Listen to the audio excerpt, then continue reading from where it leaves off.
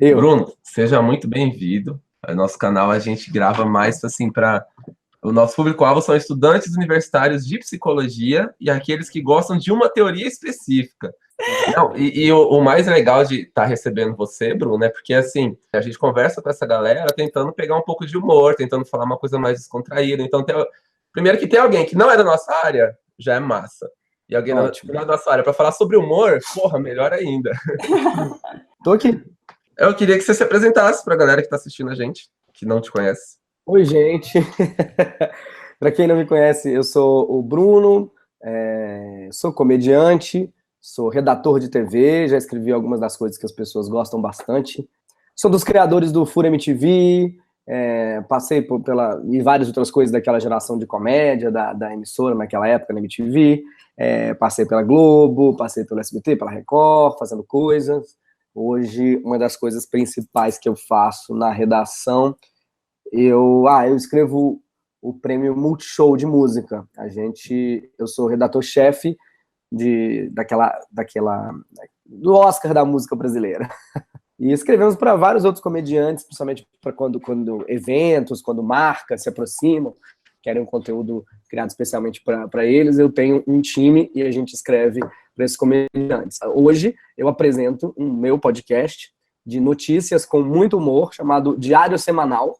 Ele também tem um canal no YouTube. Se você quiser ver a gente falando, você vai lá no YouTube da terça e quinta. Se você quiser acompanhar o podcast, ele está no ar. O podcast é mais legal porque no final tem um papo com a redação e o elenco sobre Ana, tudo gravado com plateia, e a gente fala o que não entrou, por que a gente não quis tratar daquele assunto, por que a gente preferiu essa piada. É bem divertido. Ai, que legal. E é um formato meio daquele americano, como é que é o Oliver? Oliver é o nome dele? Mas é exatamente essa pegada. É uma coisa comum nos Estados Unidos, né? Eles têm o Weekend Update há 40 anos, do Saturday Night Live, que é um dos primeiros, o Daily Show, é isso que a gente está fazendo. Legal. E você falou que tem plateia, né? É diferente fazer humor quando tem alguém assistindo e quando você está só gravando sem público? A reação é imediata, né? É muito diferente. Sem plateia tem que substituir por trilha ou pelo silêncio. Eu gosto mais com plateia. Eu fiz questão, ele fica muito mais caro de gravar, mas eu prefiro com plateia. Aquela coisa, você fala uma coisa, você não sabe se é deu certo ou não, né? Foi engraçado ou não, né? Não ter risada do pessoal, você fica meio tipo... O resultado é imediato, então realmente eu prefiro. Bruno, e você já fez um pouco de tudo, né? Você já bateu recorde pro Guinness, contando piada, você já fez stand-up bastante, faz ainda, né?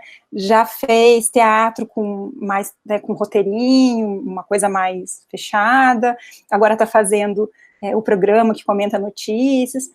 Você acha, assim, que o mecanismo de humor, ele muda muito de um programa para outro, ou fazer as pessoas rirem é mais ou menos a mesma coisa quando você conta uma piada mais tradicional, ou quando você está criando uma coisa mais do cotidiano? Como que é isso? Você acha que tem diferença? Eu não tenho necessariamente um método preferido, por exemplo. Eu gosto de comentar assuntos. Eu não sou uma pessoa engraçada, ou não me acho uma pessoa engraçada. Eu acho que eu digo coisas engraçadas. É meio mental. Tem diferença? Tem gente que é muito engraçada, né? Gente que é muito engraçada. Não é o meu caso, mas eu conheço pessoas que são muito engraçadas. Tipo o Mr. Bean, assim? Tipo um monte de gente. Tipo um monte de comediantes brasileiros, assim. Que até abdicam de dizer coisas engraçadas. Eles já são engraçados. O humor é um filtro. Mesmo que a pessoa seja engraçada, para mim o que é necessário para alguém ser comediante stand-up é um filtro. A pessoa olha alguma coisa e o jeito dela passar isso pra gente é engraçado, de qualquer forma que seja. Ela, quando está contando alguma coisa, aquilo é engraçado. Então tem um filtro ali. É isso que eu faço. E aí eu geralmente parto da redação, então eu anoto algumas coisas, algumas ideias antes de subir, mas um monte de coisa acontece na hora, né? Legal. E quando você está pensando assim numa piada, tal, você pensa aí, porque tem coisas que fazem as pessoas rirem, né? Tem, tipo, o riso, ele tem, a gente sabe que, tipo, fazer uma piada, ela tem alguns detalhes, sei lá, tipo, você tem que pôr uma surpresa, você tem que ter um clima, você tem, assim, você consegue pensar nessas coisas quando você está fazendo, por exemplo, uma redação, ou você é mais natural, é uma coisa que você não pensa muito, assim? Não, na redação a gente pensa, analisa, o que está faltando aqui, vamos tentar esse outro caminho, já falamos disso, vamos falar dessa outra coisa. É bem elaborado na redação. Sim. Agora, na hora, tudo pode acontecer, né? Eu gosto de ter um pouco de tudo. É bom ficar... Eu tenho um estudo de estar sempre aberto, disponível para improvisar e jogar com a plateia. É com a plateia. Eu achei que foi engraçado essa sua pergunta, Marcela, porque é como se você estivesse falando assim, né? Quais são as variáveis que controlam a resposta de rir das pessoas? Claro. Né? Sim. As variáveis que controlam a quantidade, o riso da plateia, depende, mas a predisposição ao riso da própria plateia. É muito difícil você dobrar uma pessoa para rir. Assim, não estou afim de rir. Aí vai ter que ser realmente pegar ela de surpresa. Vamos dizer assim, se a pessoa não estiver predisposta ao riso, pegar ela de surpresa. Claro que a surpresa é um elemento de riso. Mas assim... Então, eu surpresa sou um cara é uma dessas variáveis, então.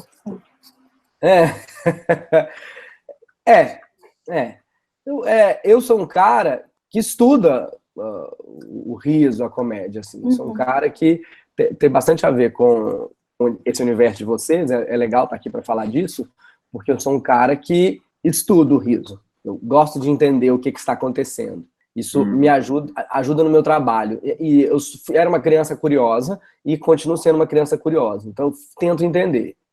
Então, a gente pode conversar. Eu fui ler Bergson, eu fui ler Ximenes, eu fui ler autores de comédia americanos que têm teorias, um pouco do que acontecia desde os gregos, né, que também falavam do riso, mas muito do que se fala da teoria do riso é Bergson, não tem muita coisa, né, e um pouquinho de Freud, mas eles fizeram alguns estudos, né? Sim. E é isso aí mesmo. É difícil entender o que é riso, tanto que um monte de gente tentou. Sim. Esses caras, muito pouca gente se atreveu a mexer, depois que esses caras já falaram o que tinha que ser falado. Mas, a rigor e à distância, rir, comédia, é uma brincadeira, é um quebra-cabeça. Então, assim, você vai dando peças e a pessoa vai montando quebra-cabeças. São pequenos enigmazinhos, são pequenos puzzles, né? Pequenos desafios. Então, para montar esse quebra-cabeça, o espectador precisa de ter algumas chaves para abrir essa porta, para descriptar esse enigma ou peças. Então, essa chave geralmente é um conhecimento prévio de viver. Ela pode ser maior, pode ser menor. Eu posso fazer uma piada sobre uma coisa que está em voga na televisão, todo mundo tem essa chave, ou para aquele público ali, daquela empresa que me contratou, sobre uma coisa só da empresa deles, ou daquele lugar onde estou fazendo show, um lugar por onde todo mundo acabou de passar e estava molhado, já é uma chave para eu fazer uma brincadeira. Mas não é igual, a gente não ri fazendo palavra cruzada, né? Sim. A diferença é que a comédia é um jogo, então tem um ping-pong, então eu faço ping, a plateia faz pong, eles também fazem pong porque querem que eu faça ping, então tem um behaviorismo aí, elas têm a frequência mesmo, tá todo mundo ali rindo, você é meio invadido por aquela frequência, ri também, mas comédia é uma brincadeira que só tem graça se você ganha por pouco.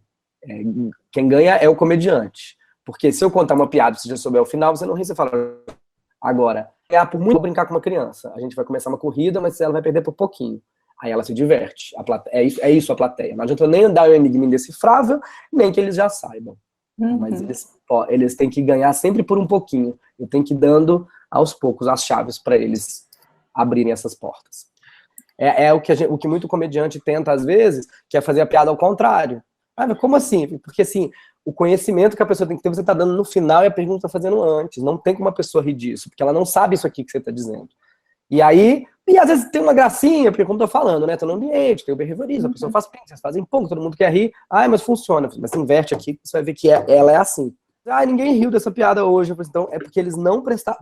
Alguma coisa aconteceu, ou você não falou direito, ou você falou no direito, a atenção deles não estava aí. Quando uma piada que normalmente é boa não funciona, eu só repito ela e funciona. Por algum motivo a pessoa não pegou na primeira. Algum detalhe entendeu? Não entenderam o que eu disse, a mensagem, não a piada. Sim. Não entenderam às vezes por algum motivo a atenção estava em outro lugar, faltou. Então eu só repeti e ri. Tem uma piada que eu gosto muito, e, enfim, quando eu descobri ela, eu dei muita risada, e aí eu contava ela aqui no Paraná, e assim, ela tem esse esquema, às vezes as pessoas não riem de primeiro, então assim, contar mais uma vez, enfim, é muito aquela piada que tem um efeito retardado, sabe? Às vezes, tipo, no dia seguinte a pessoa tá em casa e entende e começa a rir. E aí eu lembro que eu mudei para Manaus e eu fui contar a mesma piada, só que essa piada ela tem uma coisa muito regional, assim, tipo, e aí eu contava e as pessoas, tipo, ficavam me olhando, assim, e ninguém ria, porque às vezes, assim, uma outra pessoa não ri, normal, mas ninguém ri, e aí eu mudei a piada para eu mudei o personagem para um personagem da região, que tinha uma certa rixa entre cidades e tal. E mudou, as pessoas começaram a rir daquilo. Pô, e aí conta a piada aí pra nós, Marcela, pô. Ai, gente, a piada do Paraguai, todo mundo conhece a piada do Paraguai. Eu não conheço. Ah, então, mas é que você não vai rir. A piada do Paraguai é assim, ó. Eu sou paraguaio, vim para matar-te. Para o quê? Paraguaio. A gente ri também porque é ruim, né? Oi? Eu gosto muito. Eu gosto acho muito ela dessa ótima. série, né? Eu sou paraguaio, vim para matar-te, aí tem várias outras, né? Não vou lembrar agora. Então, aí eu fiz a variação na época era assim, porque Amazonas e Pará na verdade o Pará não liga para a galera do Amazonas, mas a galera do Amazonas tem preconceito com a galera do Pará. Aí eu botei o paraense em vez do Paraguai, e aí o pessoal achava engraçado, tipo, eu usei, é triste, porque você usa você usa uma rixa, né, entre cidades para você fazer alguma coisa ali, né, eu já vi muito, tem que tomar cuidado para não usar uma coisa racista, enfim, né, mas eu vi muito já as pessoas, tipo, é muito comum pessoas que fazem comédia amarradinha, né, tipo, com texto mesmo, mas aí no meio da comédia eles soltam uma piada, eles vão na cidade, perguntam qual é uma cidade do lado, assim, e aí soltam uma piada com a cidade do lado. Eu já vi muito isso fazer, inclusive, tipo, os caras lá do Tangos e Tragédias, por exemplo, que era uma comédia super tradicional, né, os caras têm, tipo, enfim, fizeram por 30 anos o mesmo teatro.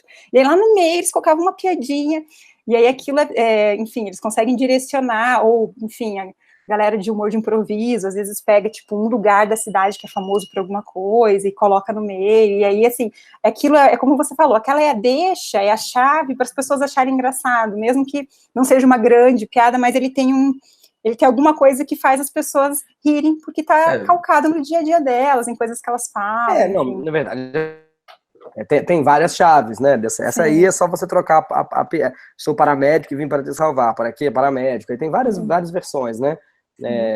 Se eu sou havaiano e vim aqui para avaliar sua prova, vale o quê? Havaiano. Basta você trocar o começo. Sim. Tem inglês, né? Possibilidades e brincar com a palavra, né? É meio que isso. E com o perigo, sei lá. Tem uma versão em inglês, eu preciso contar para as pessoas isso. Assim, na verdade, como estamos nesse universo, é legal. Aqui a gente pode falar, e é interessante, ao contrário de quando eu dou outras entrevistas e não tem graça nenhuma isso, então eu nem falo. Mas assim, engraçado vem de o que muda e o que não muda. Assim, flexível versus rígido. É isso, engraçado. Então, assim, e quando a gente coloca em contraste tudo que é flexível e rígido, sabe? Por isso, e aí tem a surpresa, né? Sim. Seria boneco de mola, né? Que são essas 5 boneco de mola, fantoche, avalanche, repetição e inversão. Essas são as 5 e a interferência de séries que é um método. Ficar comparando uma coisa com a outra usando esses mesmos recursos. É isso aí. Isso é comédia, gente. Não é nada muito diferente disso. E um pouco de surpresa. Um pouco de surpresa, um pouco de jogo, um pouco de brincadeira, um pouco de ser criança, um pouco de estar junto com as pessoas. Para mim, né? Que estudo improviso estar junto com as pessoas em vez de estar contra elas. Gosto muito de conversar com a plateia, mas estar junto com eles no assunto, sabe? Legal. Dá para fazer uma pesquisa envolvendo o comportamento verbal e essa coisa da comédia e como manipular certas variáveis para ver se vai ter uma risada ou não. E aí tem pesquisa. Então, tem uma pesquisa. Esse livro aqui chama Esquisitologia. Em inglês é Kirkology, eu acho. Ele é de um cara chamado Richard Wiseman. E ele relata nesse livro uma pesquisa que foi muito interessante, porque essas coisas que o Bruno está comentando, ele fala aqui. Faz tempo que eu li o livro, não vou lembrar de detalhes, mas eles fizeram uma pesquisa para descobrir qual era a piada mais engraçada do mundo. E aí, eles, enfim, botavam no site, acho que as pessoas ficavam, tipo, na frente do computador, milhares de pessoas, foi uma pesquisa bem grande, de alguns países diferentes, inclusive, então tinham pessoas com repertórios diferentes, e elas iam votando, tipo, essa é muito boa, essa é mais ou menos, essa é ruim. E aí elas iam lendo e iam votando. E aí, no final, né, tipo, aquela que teve a melhor avaliação de todas, ganhou. E ela era uma piada, ela era mais ou menos assim, gente, espero lembrar, porque eu esqueci de estudar isso, eu lembrei agora. O cara tem dois caçadores no meio do mato, e aí eles estão caçando o urso, tal, e no meio do mato, aquela coisa, de repente, um deles tenta acertar um urso e acaba acertando o colega, enfim, ele ligou pro socorro. Falou assim, olha, meu colega tá mal, tô preocupado com ele. E aí o cara falou, tá, você tem certeza que ele tá vivo? Só um pouquinho. Pum! Agora tem certeza que ele tá morto. Então, assim, tipo, só que ela não é uma piada super engraçada, né? Pra ser, tipo, a melhor piada do mundo. A tabulação... essa piada ainda, né? E aí, então, mas qual que é a ideia? E ele explicou isso, ele falou assim, qual que foi o problema dessa pesquisa? Eles pegaram bastante gente, e aí a piada que ganhou foi aquela que não apenas teve que mais uma boa agradou avaliação, mais gente. Exato, né? mas também não teve pouca rejeição. Então, assim, talvez ela é uma piada meio que média, né? Exatamente. Porque ela é uma piada que vai agradar um número razoável de pessoas, vai ter menos rejeição, mas provavelmente não vai ser. Se você pegasse por recortes menores, talvez você encontrasse outras piadas que fariam muito mais sucesso. E aí isso é interessante, que é bem aquilo que você comentou antes, Bruno, né? As chaves, elas nem sempre estão em comunidades muito grandes. As chaves de um humor que vai realmente fazer as pessoas rirem com alguma vontade, está em comunidades um pouco menores. Não, na verdade eu acho que você também matou a charada. Não é? Aí no caso, é por mais gente e rejeitada por menos gente. Então ela realmente, em vez de ir para mais engraçada, vai para mais vezes engraçada. Essa piada é mais vezes engraçada, sabe? Do que mais... Ela não é mais engraçada, é média engraçada. Sim. É a mais média, sabe? Sim. É a que atinge mais... até porque tem uma coisa também curiosa que a gente tem que lembrar. Não sei se também atrapalha ou ajuda esse estudo, mas é interessante lembrar que, assim, ou tem riso, ou tem emoção. Porque eu ia dizer, antes disso, eu ia dizer a frase assim: nenhuma piada sobrevive a toda essa tabulação para fazer uma pesquisa. Nenhuma piada sobrevive a esses números, não todas as estatísticas. Porque ou tem riso, ou tem as outras coisas. Entre elas, principalmente, emoção. Ou tem riso, ou tem números, entendeu? Ou tem riso, ou tem mental. Ou tem riso, ou tem racional. Se você pensar, não tem mais graça. E a emoção se você tem alguma outra emoção, não tem mais graça. Não é chorar só. Qualquer emoção. Não tem. Tesão não tem graça, se tem proximidade não tem graça, se tem tragédia não tem graça, né? Assim, se você... aquela mulher ali caiu e se estatelou toda de um jeito muito engraçado, beleza. É minha mãe, não tem mais graça. Não tem minha emoção envolvida, vou ter que levar no hospital, não tem mais graça. Então eu posso até rir, até descobrir que ela é minha mãe. Ih, não tem mais graça. É isso. Ou descobrir que ela se machucou de verdade, né? Porque comédia é tragédia, mais distância. Entendi. Sendo que distância geralmente é tempo, mas pode ser distância geográfica, ou pode ser qualquer distanciamento emocional que você tenha daquilo. Porque quando tem emoção, não tem comédia. Tragédia então, dos outros. A tragédia porque essa distância pode ser do outro. Ou pode ser de você se você tiver um distanciamento, entende? Pode ser de você também, desde que tenha acontecido semana passada, sabe? Um tipo de comédia é aquela autodepreciativa, né? Exatamente, mas se você só tiver a distância, senão é drama. Senão você está contando o seu drama. Você tem que ter um distanciamento daquilo. Pode ter acabado de acontecer, mas você tem que ter um distanciamento. Ou temporal, geográfico, ou emocional. Tem aquele documentário que tá na Netflix, que na verdade é um documentário, é um stand-up, né, da moça lá, como que é o nome mesmo? Esqueci. Da Hannah. Que ela fala sobre isso, né, o autodepreciativo, como que ela usou tanto isso e começou a machucar ela, e aí virou mais um drama, Eu acho um bom exemplo de que não tem riso quando tem emoção, porque aquele é um especial de comédia de 1 hora que tem só 10 minutos de graça. Eu acho muito legal, muito interessante de assistir, tem muita coisa que tem que ser dita ali, mas eu jamais classificaria aquilo como um especial de comédia. Não é um especial de comédia. Aquilo é um TED Talk de 1 hora. Eu acho injusto o sucesso e as pessoas dizendo, isso aqui é comediante, é assim que tem que ser feito comédia. Eu acho uma tremenda injustiça com os comediantes, porque assim, peraí, não é pra ter graça? A regra é essa? Não precisa ter graça, gente? É só despejar umas verdades na frente da plateia? Me dá um microfone, onde é que eu assino? eu tenho um monte de coisa para falar. O difícil é ter graça, o difícil é, obviamente, a minha missão na Terra é conseguir passar o que eu acho que eu tenho que dizer para vocês, seres humanos, passar a mensagem embaixo da porta. Agora, se não precisa ter graça, eu desisto. Então, Também. já que a gente está nessa onda de um livro aqui, um vídeo lá, para a galera que quer, sei lá, saber um pouco mais sobre humor, estudar um pouco mais sobre humor, o que você recomenda, assim, tipo? O Riso, do Bergson, com certeza. A gente está falando de pessoas desse universo, né? Desse universo? Sim, isso. Né? Ok. Pode ser. Eu recomendo o Riso do Bergson, interessante, mas aí eu recomendo os livros que têm ligação com a comédia stand-up, mas quem é do mental vai adorar ler. É o livro do Gene Perret, que Step by Step, de comédia, é sensacional, foi escrito há 40 anos, mas na primeira página ele fala assim, comédia é atemporal. Uma boa piada é atemporal, uma boa piada. Então, Gene Perret, o Riso, e Judy Carter, melhor o primeiro, mas os dois primeiros são bons. É o necessário para você. Aí o resto, repertório. Aí é o que você quiser. É o seu nicho, é o seu assunto, é a sua preferência. E treinar, né? Porque eu acho que o tempo da comédia, você tem que ir descobrindo, né? Tem que ir testando, tem que contar, enfim. Fazer comédia é um operante como qualquer outro, né? Tem que ser treinado. Bruno, você falou que a comédia ela é irracional, né? E a ironia? Que, enfim, ela não tem um caráter um pouco mais racional. Sempre me pareceu que a ironia... É uma forma de comédia, né? É um dos mecanismos. A gente tem, na verdade, aqueles 6 principais, e o resto é como se aqueles 6 fossem ferramentas, e o resto é como usar a ferramenta, sabe? Sim. Tudo bem, você tem um martelo, aí tem várias maneiras de usar o martelo. Martelada, marteladinha. Para fazer essa escultura aqui, eu vou usar uma marteladinha aqui, uma marteladinha, ou do lado, ou de cima.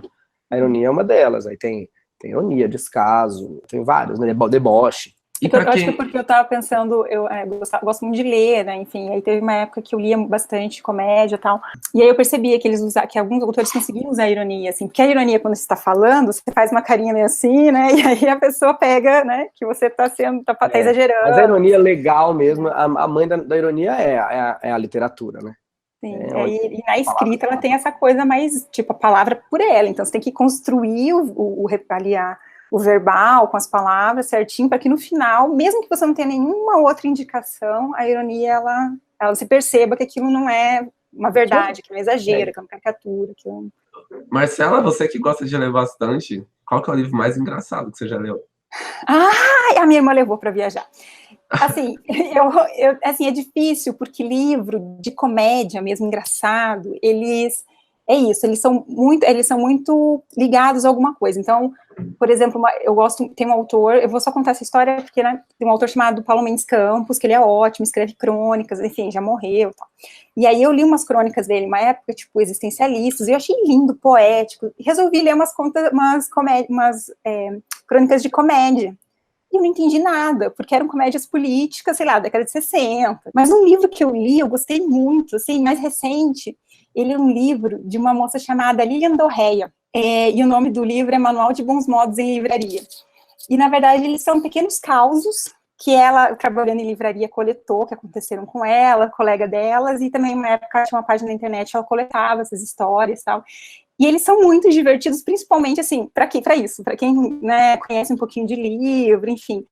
É muito legal, assim, tipo, sei lá, tipo, as pessoas aparecem na livraria perguntando uma coisa nada a ver, ou aquelas coisas, assim, me vê o livro azul, eu quero que o livro daquele cara, e aí é uma mulher, enfim. E eu achei muito divertido, e eu achei legal, porque a minha mãe estava na minha casa uma vez, e aí eu dei para ela ler uma casa, e eu estava na rua, e eu ouvi a risada dela. Então, assim, apesar de ser um livro para pessoas que gostam de ler, eu acho que, e a minha mãe gosta de ler, enfim, mas assim, eu acho que ele tem uma boa abertura para diferentes idades, diferentes públicos, sabe? O primeiro que vem à minha mente é Luiz Fernando Veríssimo. Eu tô olhando aqui os meus livros, eu acho que Veríssimo, tenho comédia privada, outras comédias privadas, eu acho divertidíssimo. Sempre ri muito lendo Nelson Rodrigues, muito. Não só as comédias, eu acho que ele é um cara irônico, mesmo nas tragédias cariocas. Sempre ri muito.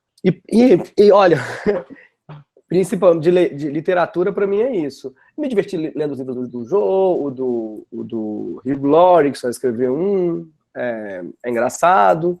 Alguns outros livros que eu não vou nem lembrar o autor nem o nome agora, para fazer uma pesquisa. 100 contos mais engraçados de comédia, né? Esse, sei lá, 10 são engraçados. Isso é difícil, porque às vezes são contos, tipo, antigos, ou que não estão nossos. Curadoria. Eu tenho um livro que eu ri muito também, muito. Ele é um livro do Campos de Carvalho, um livro de crônicas. Eu não vou lembrar, tipo, o título certinho, mas é isso, é alguma coisa e outras crônicas.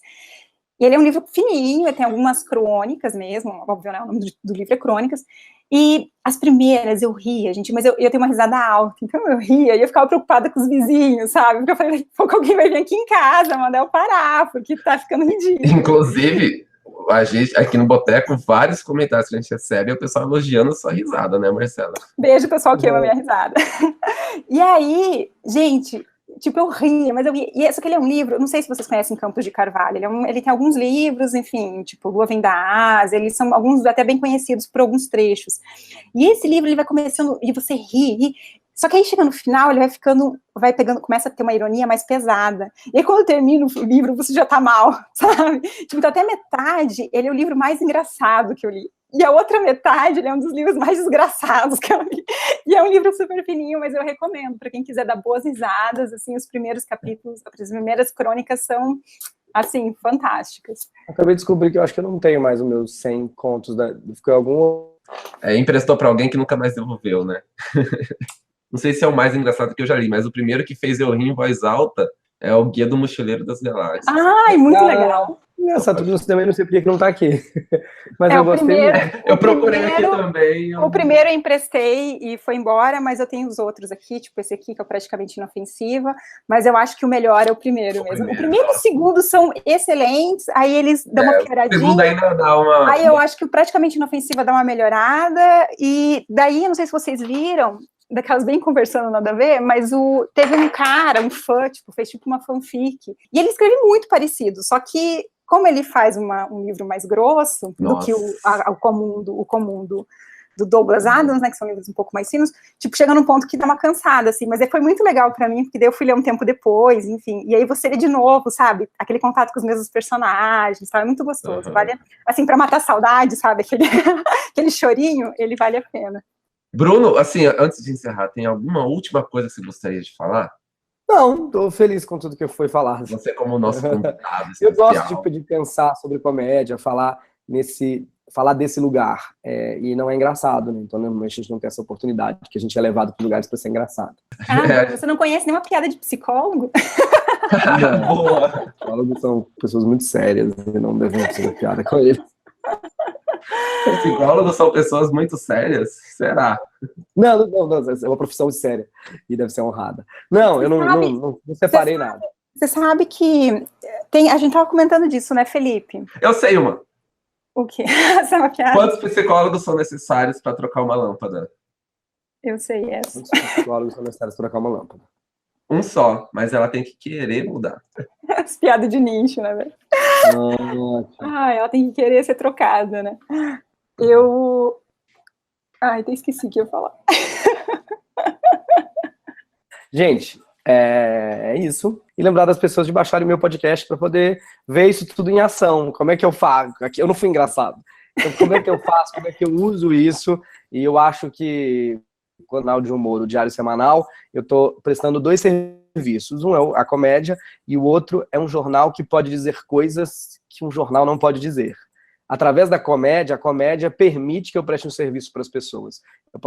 Então, baixa lá o Diário Semanal no seu agregador de podcast preferido, ou assiste a gente no YouTube, e muito obrigado. Obrigada, Bruno. É muito legal ter você aqui, assim, teve um período, principalmente na época que você lançava aqueles videozinhos semanais, né, de stand-up. Nossa, eu era muito viciada no teu canal, ainda sou, vejo com frequência, mas teve uma época, assim, que sabe, quando você fica ali, nossa, hoje é dia de lançar o vídeo e tal, ficava na maior expectativa.